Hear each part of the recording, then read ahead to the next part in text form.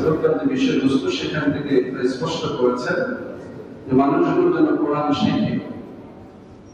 রাসূলুল্লাহ বলেছেন তোমরা কোরআন শেখো, যারা কোরআন শেখে এবং শেখায় তারাই সর্বশ্রেষ্ঠ, তারাই হচ্ছে সবচেয়ে উত্তম মানুষ। তো এইরকম মানুষগুলো যারা কোরআন শেখে এবং মানুষকে শেখায়, তারা যদি নিজেরা কোরআন না মানে তাহলে কোনো ফায়দা আছে? ধরেন হামিদ সাহেব, কারি সাহেব, ওনারা নিজেরা কোরআন পড়ে, মানুষকে পড়ায়, কিন্তু নামাজ পড়ে না, রোজা করে না, হজ করে না, এর কাছ থেকে কোরআন শিখে লাভ হবে?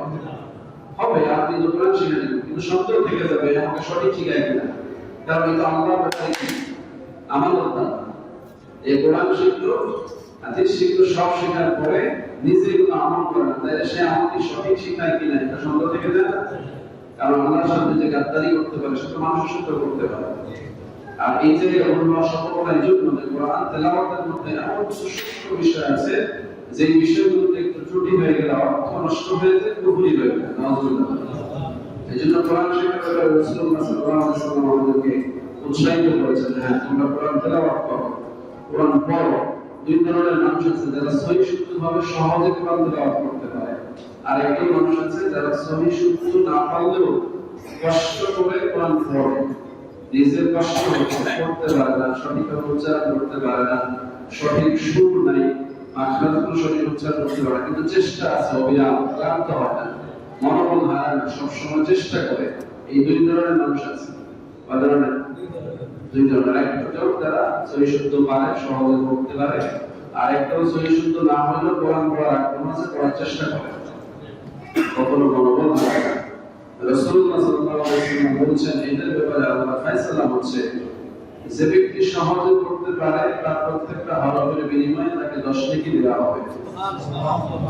আর যে ব্যক্তি সহি শুদ্ধ পড়তে পারে না, কিন্তু পড়ার আগ্রহ আছে, কষ্ট করে পড়ে, পড়া অব্যাহত রাখে, তাকে দ্বিগুণ সওয়াব দেওয়া হবে।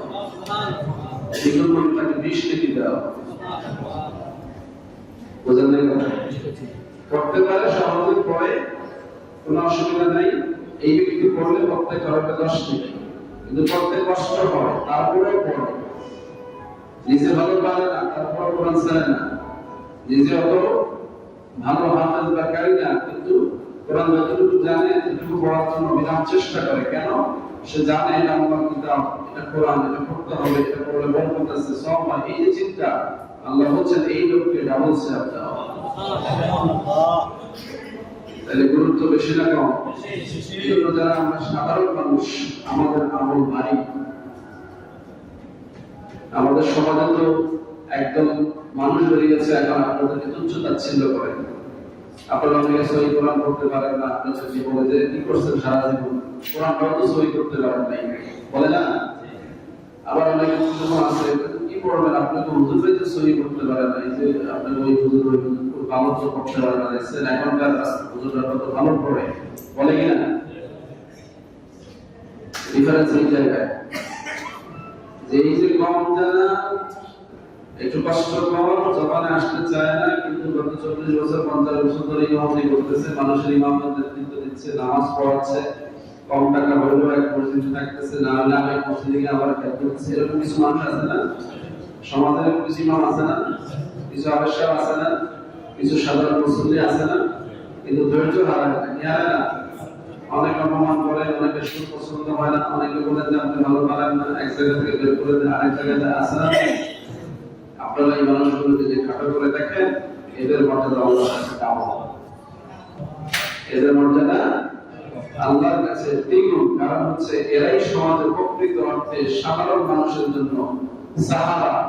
এদের মধ্যে অহংকার না থাকার কারণে, নিজের এলিমের গুমানি না থাকার কারণে, বাড়াবাড়ি না থাকার কারণে এরা ছোট বড় সব জায়গায় খেদমত দিতে পারে, ফলে নামাজ রোজা তালকিন চলছে। এগুলো দেখে না? এলাকায় একটা মসজিদ হইলে প্রথমে তো ধরেন দোসরা